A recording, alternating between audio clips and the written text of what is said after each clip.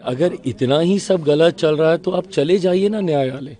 पर जितनी मेहनत ये लोग बहाने तलाशने में करते हैं, मैं बार बार कह रहा हूँ, उतनी मेहनत अगर ये लोग अपने ऊपर कर देना तो शायद कांग्रेस महागठबंधन रिवाइव हो।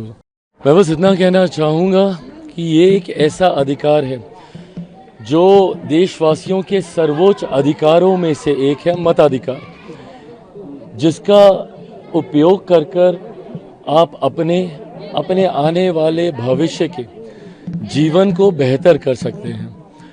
मैं चाहता हूं और मैं आग्रह करूंगा हर बिहार वासी से, लोकतंत्र का ये महापर्व चल रहा है और इसमें हर कोई अपना योगदान ज़रूर करे।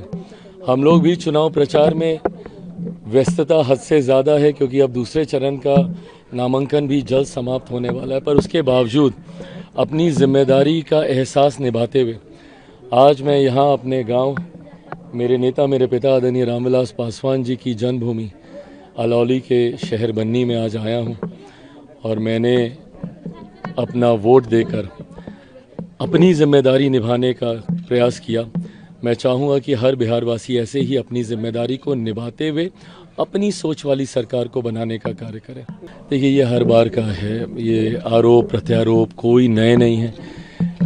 महागठबंधन के साथ दिक्कत क्या है ना कि ये लोग बहाने तलाशने में जितनी मेहनत लगाते हैं, इतनी मेहनत अगर ये जनता से जुड़ने में करते तो संभवतः इन बहानों की इनको ज़रूरत नहीं पड़ती। महागठबंधन चुनाव हार रहा है, उसकी आप हताशा बोल लीजिए, उसकी आप निराशा बोल लीजिए।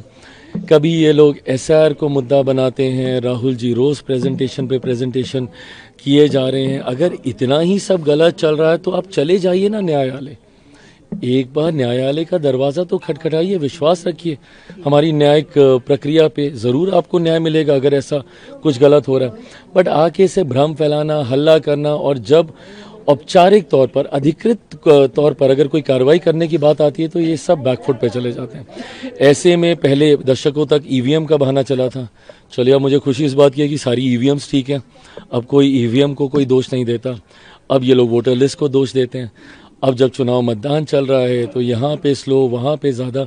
ये जिम्मेदारी चुनाव आयोग की बनती है कि सुनिश्चित करेंगे वो कि हर बूथ पे ज़्यादा से ज़्यादा मतदान हो और तय सीमा के भीतर ये हो।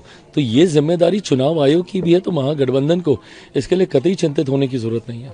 देखिए, मैं समझ सकता हूँ एक के बाद एक के बाद एक के बाद एक के बाद एक चुनाव हारते जाना, हारते जाना, हारते जाना किसी भी नेता के मनोबल को, उसकी पार्टी के मनोबल को काफ़ी ज़्यादा तोड़ता है, निराश करता है। ऐसे में अपने दल के नेता कार्यकर्ताओं के मनोबल को बनाए रखने के लिए, उनको उत्साहित रखने के लिए आपको समय समय पर कोई ना कोई शगुफा तो देना होगा ना।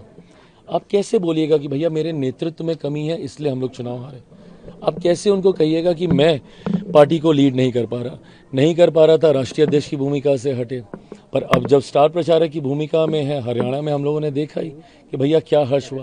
तो अब इनको कोई ना कोई शगुफा अपने कार्यकर्ताओं को एंगेज, एक्साइटेड रखने के लिए ज़रूरी है।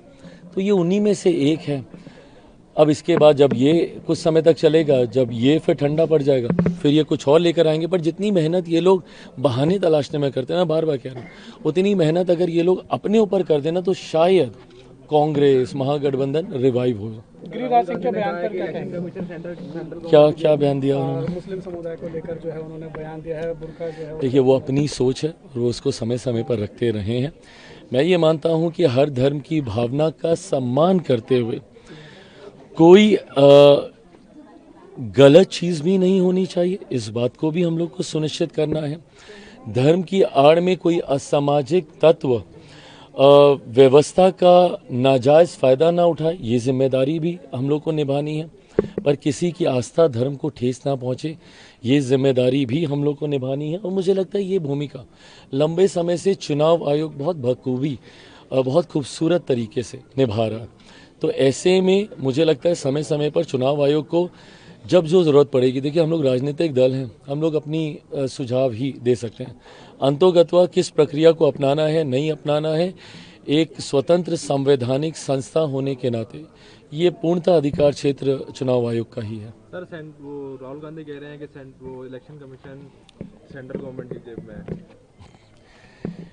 ये जितने भी संवैधानिक संस्थाएं हैं इनके ऊपर आरोप लगाने की परंपरा एक चलन सा शुरू हो गया।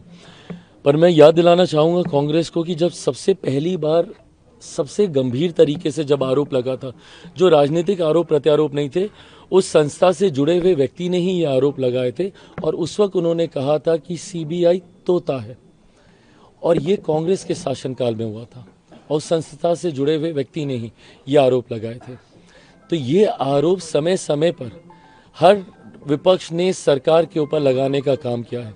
मैं मानता हूं ये गलत है।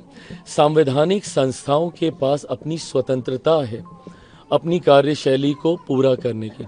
ऐसे में आप आरोप प्रत्यारोप लगाकर लोगों को भ्रमित करने का आप काम करते हैं। अंतोगत्वा इससे होना कुछ नहीं है। इन आरोपों को लगाकर ना आप बिहारियों के हित की कोई बात कर रहे हैं, ना आप बिहार की हित की कोई बात कर रहे हैं। आप सिर्फ अपनी कमी को छुपाने का आप प्रयास कर रहे हैं। इतनी मेहनत खुद पे कीजिएगा, आपके भविष्य के लिए बेहतर रहेगा।